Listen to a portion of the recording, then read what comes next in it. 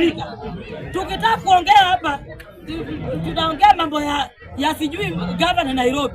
Huyu jamaa wa Dimples mwenye ako hapa saa hii hakuna kitu anafanya. Mwanaume kazi yake ni kufanya Dimples.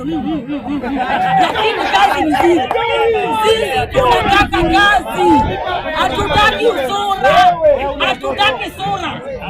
Kuna jamaa amesimama hapa akisema akiongelelea mambo ya Uhuru Kenyatta. Order. We. Jamaa ametoka hapa kuongelelea mambo ya former president. Afadhali president mlevi kushinda mwenye ameokoka. Huyu mwenye ameokoka ametufanyia nini? Huyu mwenye ameokoka ni guni kivyake. Huyu mwenye mtu wa kutenga, mtu mwenye asemi ukweli. Afadhali president mwenye anakunywa pombe kushinda mlevi. Then nataka kupatia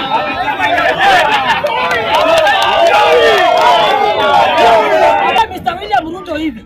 Naona ulienda kuchukua advice kwa ule mwanamke mwenye anatoka hapa Tanzania.